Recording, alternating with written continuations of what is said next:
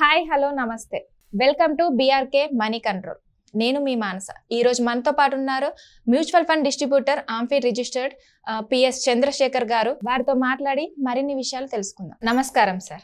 నమస్తే అండి. ఇప్పుడు ప్రజెంట్ ఉన్న సిచ్యువేషన్లో మ్యూచువల్ ఫండ్స్లో 20-30% డౌన్ అయ్యాయి కదా, మనం ఈ టైంలో ఇన్వెస్ట్ చేసుకోవచ్చా? మంచి క్వశ్చన్ మానస గారు. మేడం, ఇవాళ మనం మార్కెట్ ఫాలో మ్యూచువల్ ఫండ్స్ ఎంతైతే పడింది దాని గురించి వివరంగా మాట్లాడుకుందాం అండి.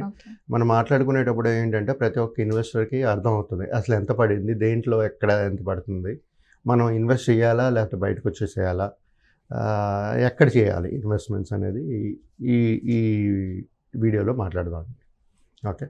సో మేడం, ఇప్పుడు మనం చూసుకుంటుంటే మార్కెట్ చూసుకుంటుంటే ఒక ఇండెక్స్ చూసుకుంటుంటే ఒక 30-15% అనేది డౌన్ఫాల్ ఉంది, రైట్? అదే మనం మ్యూచువల్ ఫండ్స్కి వచ్చినప్పుడు చూస్తే చాలా sectors madam, like defence funds, infrastructure funds, power funds almost 20-35% downfall ఉంది. అంటే ఎక్కడైతే ఉండేదో అక్కడి నుంచి ఒక 20-25-30% పడినాయి ఈ funds, defence funds, infrastructure funds, power funds. Madam, ఇప్పుడు క్వశ్చన్ ఏంటంటే మేడం, ఈ వాలటైల్ సిచ్యువేషన్స్లో ప్రతి ఒక్క ఇన్వెస్టెడ్ ఉండాలా లేకపోతే బయటకు వచ్చేసేయాలా? మనం ఎప్పుడు ఒక ఇన్వెస్టర్కి ఏం చెప్తుంటాం అంటే ఇన్వెస్ట్మెంట్స్ అనేది లాంగ్ టర్మ్ స్ట్రాటజీ. సో ప్రతి ఒక్క ఇన్వెస్ట్ చేసే ముందే మేము మాట్లాడతాం, ఇన్ని సంవత్సరాలు లాంగ్ టర్మ్ స్ట్రాటజీ, ఇంత వయసు ఉండేటప్పుడు ఇంత రిస్క్ ఉంటుంది, దీంట్లో వచ్చే ఛాన్సెస్ ఆఫ్ రిటర్న్స్ ఇంత పర్సంటేజ్లు ఉంటాయి అన్నీ చెప్పిన తర్వాత మాట్లాడి ఇన్వెస్ట్మెంట్స్ అనేది స్టార్ట్ చేస్తాం.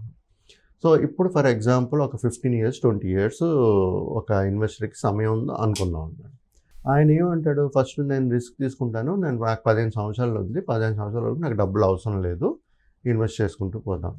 సో మ్యూచువల్ ఫండ్స్లో అనేది ఇన్వెస్ట్ చేయడం అనేది చాలా బ్యూటిఫుల్ వే. అంటే ఎస్ఐపి, క్రమబద్ధంగా ఎస్ఐపి, రెగ్యులర్ మంత్లీ సిప్స్ వల్ల లేకపోతే వీక్లీ కానీ అనేది కట్టుకుంటూ వెళ్ళొచ్చు, ఇన్వెస్ట్మెంట్స్ అనేది చేసుకుంటూ వెళ్ళొచ్చు.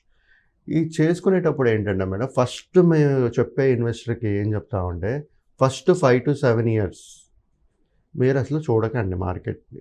ఎందుకంటే ఎప్పుడైతే ఆ 5 to 7 years మీరు ఒకవేళ పాజిటివ్ రిటర్న్స్ చూడకపోతే మీకు ఆ ఫియర్ అనేది వచ్చేస్తుంటుంది. ఆ ఫియర్ ఎప్పుడైతే వస్తుంటుందో మీరు ఈ సిప్పులు ఆపేయడాలు లేకపోతే అక్కడి నుంచి ఎగ్జిట్ అయిపోవడాలు చేస్తుంటారు, జనరల్గా అమ్మేస్తుంటారు. సో మనం ఏం మాట్లాడుకున్నాం, ప్రతి ఒక్క ఇన్వెస్టర్ ఎవరైతే మ్యూచువల్ ఫండ్ ఇన్వెస్ట్ చేస్తారో లాంగ్ టర్మ్ స్ట్రాటజీ అంటే మినిమం ఒక 7 years ఉండాలి. 7 years ఉండడం వల్ల ఏమవుతుందంటే ఆ వాలటాలిటీ మార్కెట్ వాళ్ళు చూస్తారు, అప్స్ అండ్ డౌన్స్ చూస్తారు. 7th year తర్వాత పవర్ ఆఫ్ కాంపౌండింగ్ కూడా ఎఫెక్ట్ కనబడుతుంది మనకి. సో 7 years అయిన తర్వాత ఇన్వెస్ట్మెంట్ మన పెట్టిన పెట్టుబడి డబుల్ అయ్యే ఛాన్సెస్ తక్కువ సమయంలో ఎక్కువ అవుతుంటుంది, డబుల్ అవుతుంటుంది, ఫాస్ట్గా అవుతుంటుంది. సో ఆ 7 to 15 కానీ 20 years అనేది మెయిన్ టెన్యూర్, మన సమయం పెరిగే ఛాన్సెస్ చాలా ఎక్కువ.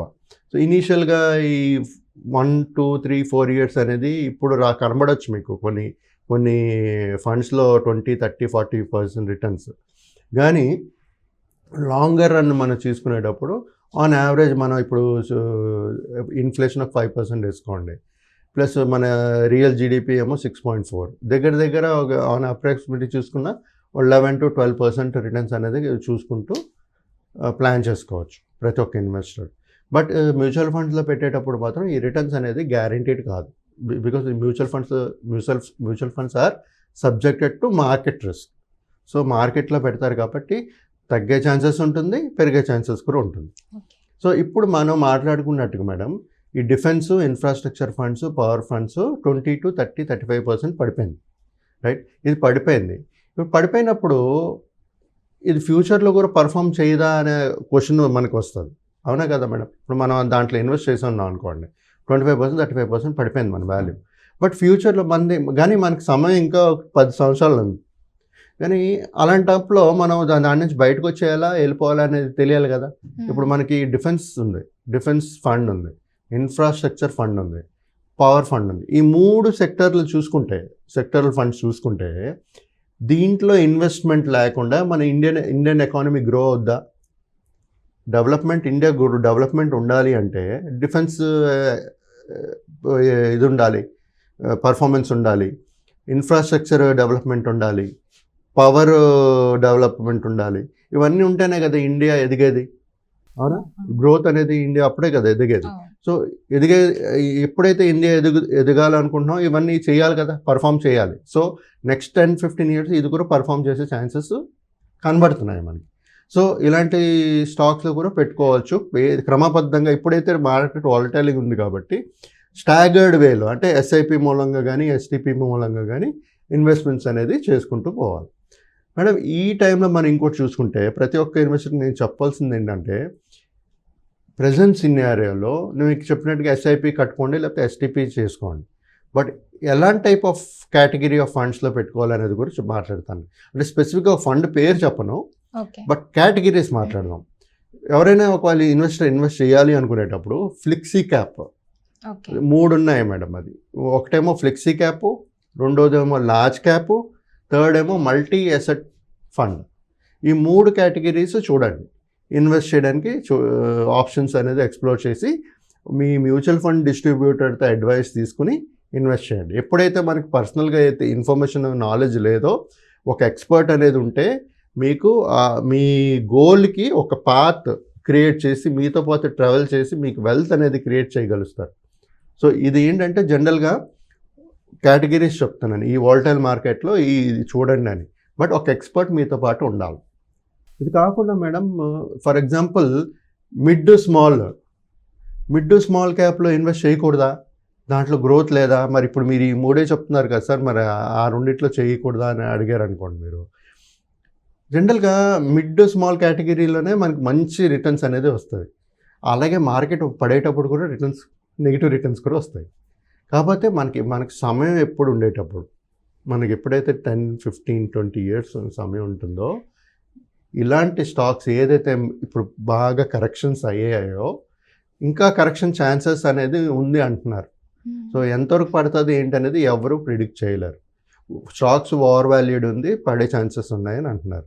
సో బట్ మన స్టాగర్డ్ వే ఆఫ్ ఇన్వెస్ట్మెంట్ మన దగ్గర ఉంది కదా. మ్యూచువల్ ఫండ్లో ఎస్ఐపీలు చేసుకోవచ్చు, లేకపోతే డెప్ట్ ఫండ్లో పెట్టుకుని ఎస్టీపీ చేసుకోవచ్చు. ఇలా చేసుకునేటప్పుడు ఏమవుతుందంటే కాస్ట్ యావరేజింగ్ అనేది అవుతుంటుంది. అంటే మనం తక్కువ ఎన్ఏవికి ఎక్కువ యూనిట్స్ కొంటూ ఉంటాం.